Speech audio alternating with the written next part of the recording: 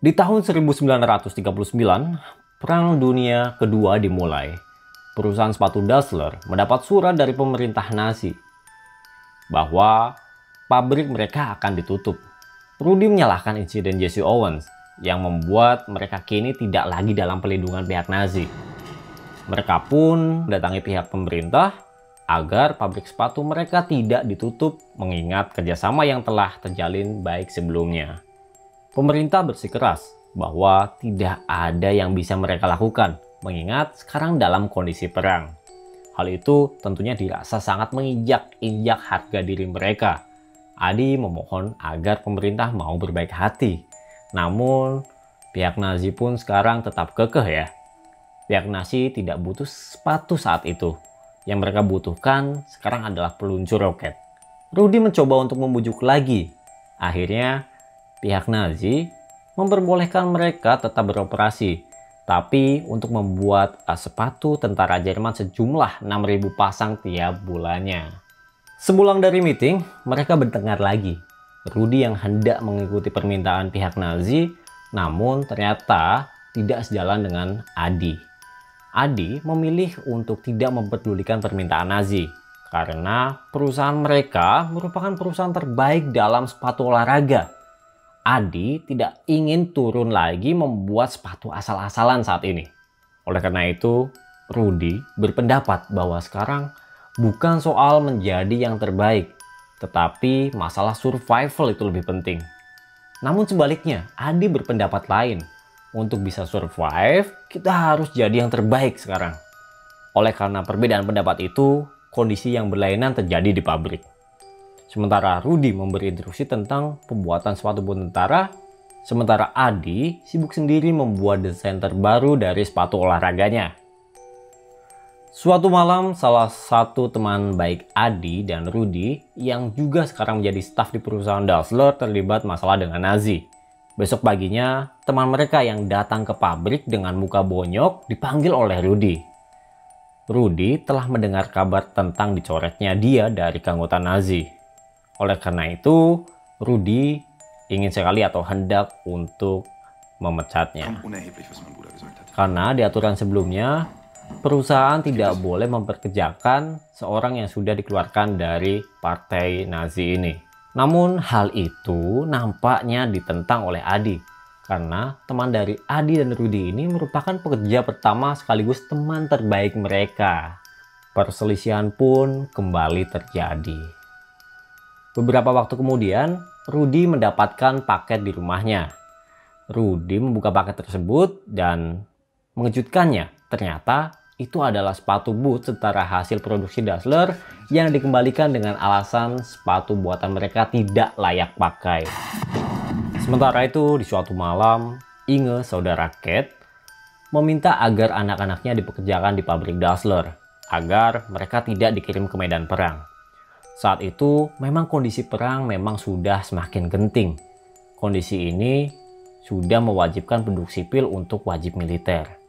Rudy mendapatkan panggilan wajib militer untuk langsung ke medan perang. Sementara Adi nggak dipanggil karena Adi dianggap sebagai warga negara yang sangat berharga. Sehingga Adi tidak perlu melakukan kewajiban tersebut. Oleh karena itu Rudy jadi curiga bahwa Adi bermain-main dengan pemerintah. Rudy juga mencurigai bahwa ini memang skenario dari Adi agar bisa mengambil alih perusahaan secara penuh. Pada akhirnya dua ponakan Adi dari Kate dan Rudy harus berangkat menuju medan pertempuran. Pilihan ini nampaknya benar-benar tidak dapat dihindarkan lagi. Perpisahan pun terjadi dan ini terjadi sangat emosional. Pada saat masa perang, pabrik sepatu Dassler masih beroperasi. Tapi tidak untuk membuat sepatu, namun untuk membuat peluncur roket pesanan Nazi. Ini rupanya yang membuat Rudy yang sepatunya ditolak kemudian dipanggil menuju peperangan.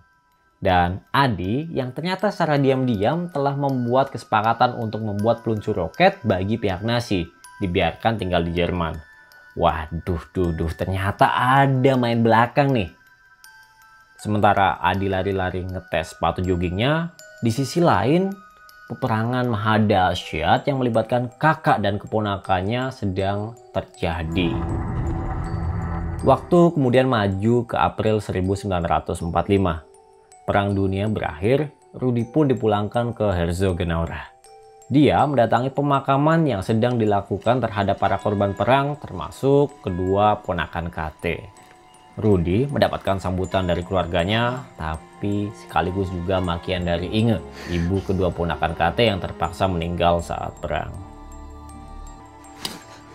Setelah beberapa waktu, pasukan sekutu pun mulai menginspeksi segala fasilitas yang berbau Nazi, termasuk fasilitas milik Dassler bersaudara.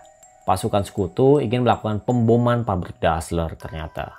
Namun, ketika pasukan sekutu hendak meledakkan pabrik itu, Adi membela diri bahwa mereka tidak terlibat dengan kegiatan militer Nazi.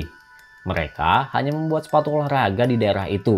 Tapi sayangnya, ia lupa membereskan alat-alat pembuat peluncur roket yang jadi kegiatan mereka selama perang.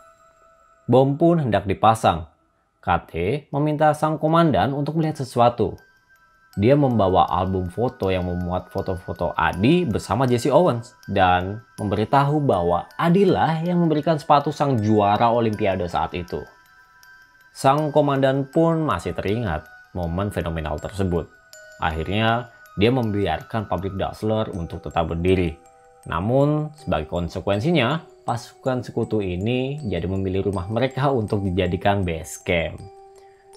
Dua keluarga adik dan kakak ini nampak terpaksa ya harus berbagi satu ruangan untuk tempat tinggal mereka.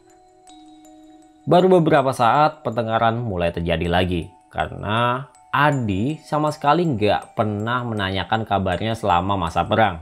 Sementara itu ia begitu perhatian sama kedua ponakannya. Pertengkaran yang hebat di tengah keluarga yang dihadiri istri dan anak pun tak terelakkan kembali. Selang beberapa waktu, kemudian pasukan sekutu datang. Mereka meminta Adi dan Rudy untuk pergi bersama mereka ke markas pusat sekutu di kantor itu. Ia ditanya perihal keterlibatannya dalam organisasi Nazi. Rudy menyangkal bahwa ia adalah anggota Nazi aktif. Sebelumnya, pihak sekutu mendapat informasi bahwa Rudy adalah simpatisan garis keras Nazi. Info itu pun didapat dari orang dalam Rudy itu sendiri. Hal itu sontak membuat Rudy lebih curiga bahwa Adi udah melaporkan hal itu. Maka dari itu, ia membalikkan fakta bahwa Adilah yang Nazi sesungguhnya. Karena selama perang, Adi membuat peluncur roket pesanan Nazi. Sementara dirinya lah yang telah memberikan sepatu lari untuk Jesse Owens dan mempekerjakan komunis dan orang-orang lain yang bertentangan dengan pihak Nazi. Rudy yang ngaku-ngakuin apa yang telah dilakukan Adi, akhirnya Adi pun ikut diinterogasi. Setelah terjadi perdebatan, akhirnya keduanya dibebaskan karena dianggap tidak berbahaya. Mereka pun sontak diantar lagi pulang ke rumah. Pertengkaran terjadi lagi. Kini mengetahui bahwa Adi sudah ngomongin dia ke tentara Amerika bahwa dia adalah Nazi, akhirnya Rudy menganggap itu adalah ajakan perang. Saat itu Adi tidak mengakui bahwa dia melaporkan hal itu ke pasukan sekutu. Saling tuduh-menuduh terjadi lagi. Kali ini KT ikutan ngomong belain suaminya. Friedel kemudian ikut bersuara juga.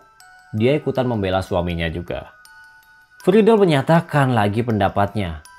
Prediksinya dulu bahwa Adi ini hanya mempergunakan Rudy agar bisa menaikkan perusahaan untuk kemudian mereka ambil alih. KT berbalik mengkonfrontasi Friedel. Dan itu membuat wanita ini yang dulunya diam akhirnya menyampaikan kebobrokan mereka secara gamblang. Dia membuat pernyataan bahwa Horst, anak pertama Adi, adalah buah selingkuh suaminya dengan KT. Boom, meledak ya. Semua seketika terhenyak, terutama Adi. Sementara Rudy pun tidak mau menyanggah ucapan istrinya itu. Friedel sebenarnya sudah mau menerima suaminya apa adanya. Cuma dia sebel aja sama kelakuan mereka karena sudah merusak rumah tangga orang. KT tetap menyanggah, namun demikian itu membuat Adi dan Horst yang menguping pertengkaran itu jadi benci juga. Adi, fängst es nicht wahr? Du Beberapa hari kemudian, kedua orang kakak adik itu mengumpulkan semua pekerjanya. Mereka mengumpulkan bahwa perusahaan Dassler kini akan dibagi menjadi 2 cabang perusahaan sepatu yang berdiri masing-masing. Adi dengan perusahaannya yang bernama Adidas dan Puma sebagai perusahaan milik Rudy. Semua pegawai dipersilahkan untuk memilih kemana mereka akan merapat. Sebagian besar pekerja marketing dan administrasi merapat ke sisi Rudy dan pekerja produksi merapat ke sisi Adi. Namun tidak pusing bagi Rudy untuk mencari pekerja sepatu di kota kecil yang mana orang-orangnya bisa buat sepatu. Mereka mulai gaspol dan dengan kelebihannya dari sisi marketing, mereka udah langsung bisa akselerasi untuk memasarkan produknya.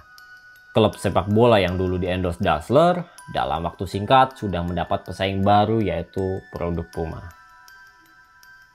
Sementara itu di kala latihan, melihat gawang yang sedang dicat oleh petugas, seketika Adi mempunyai inisiatif untuk memoles garis pada sepatunya.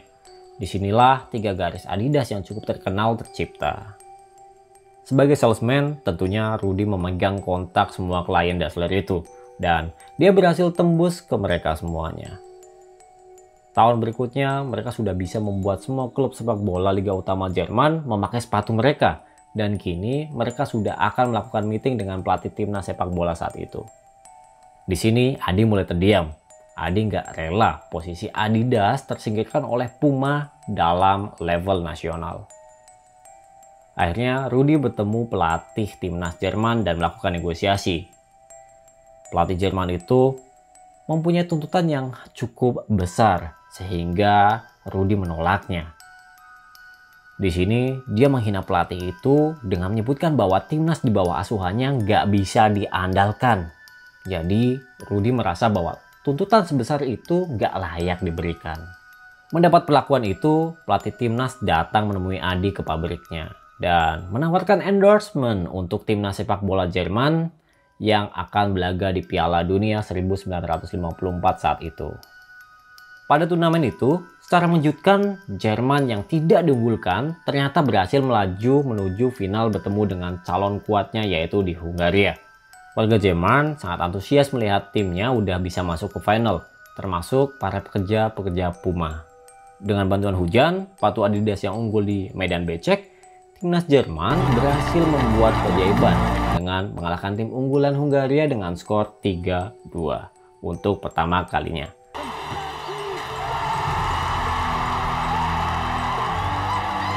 Akhirnya, timnas sepak bola Jerman berhasil menjadi juara dunia. Disitulah menjadi momen penting bagi brand Adidas akhirnya menjadi brand yang mendunia hingga saat ini. Sementara itu, Puma sendiri masih terus berkutat di pasar nasional. Sampai akhirnya perusahaan itu berada di bawah kendali anak sulung Rudy yang berhasil membawa Puma ikut juga berkancah di level perdagangan internasional. For your information nih, bahwa sampai saat ini kedua pabrik brand internasional itu masih berbasis di Herzogenaurach loh. Selepas dari rivalitas itu, Mimin juga mau tanya nih ke kalian semuanya. Apakah kalian itu termasuk tim dari Adidas, Puma, atau brand lokal Indonesia? Lebih enak dipakai mana? Masih aman dan nyaman kan? Boleh deh kalian kalau mau baku hantam di kolom komentar. Mimin siap dengerin deh.